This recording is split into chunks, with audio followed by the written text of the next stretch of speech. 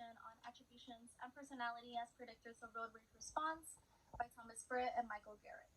To begin with, I do want to say that road rage will be considered getting angry in response to a provocation with another driver, for example, cussing, yelling, honking, being both physically and verbally aggressive, as well as some history with road rage. According to AAA, more than 80% of drivers experience anger, aggression, and road rage at least once a year behind the wheel.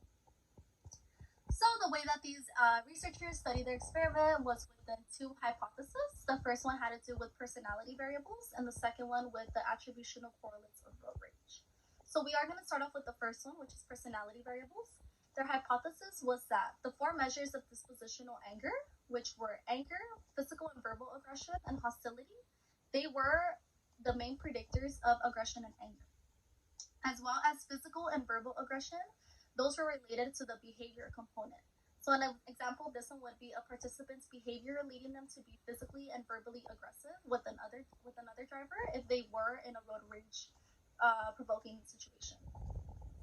So in terms of the attributional correlates of road rage, their hypothesis was that blame and hostility would be related to the emotional and behavior component. So an example for this one was that the driver feeling provoked by another individual on purpose, feeling as if another driver is provoking them to feel anger and aggression with them.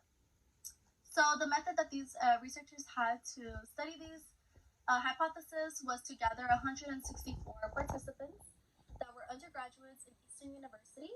They did have 39% male, 61% female. The average age within these participants were 19 years of age. They did have 12% African Americans, 87% white, and 1% other. So the way this procedure went on how to study this experiment was have these participants think of three anger-provoking situations while driving. And the researchers did give these participants situations to think about. So thinking about when you were tailgated, when you were cut off, and when you were following a person that was going really slow and you were unable to switch lanes due to heavy traffic.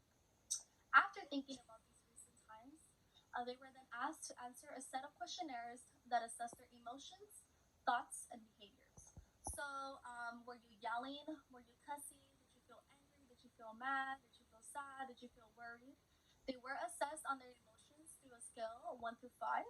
So if you felt really angry, you would put really angry. And if they would ask you if you were somewhat in the middle, if you were very little, just to better assess the participants on how they felt on that exact moment.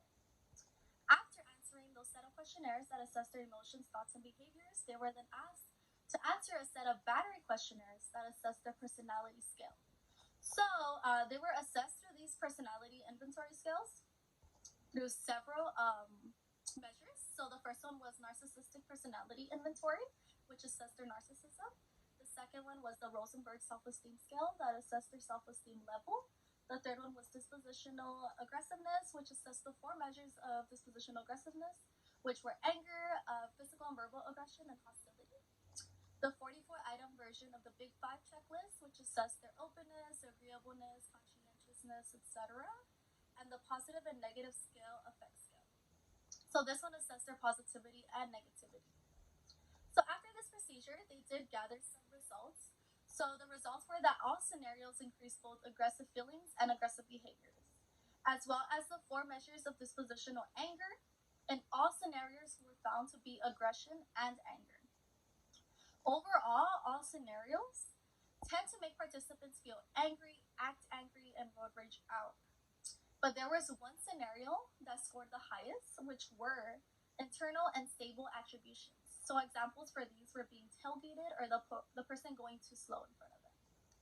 So future directions that these researchers want to take upon is maybe have participants answer these set of questionnaires right when they're in an anger-provoking situation. So after being in an anger-provoking situation, they want them to answer these set of questionnaires to have a better feeling and just on how they felt on that exact moment. Or maybe have these participants have cell phones or headsets on so they could be communicating with them meanwhile they are driving, so they can know their behaviors and emotions and thoughts. So I am done with my presentation. Do I have any questions?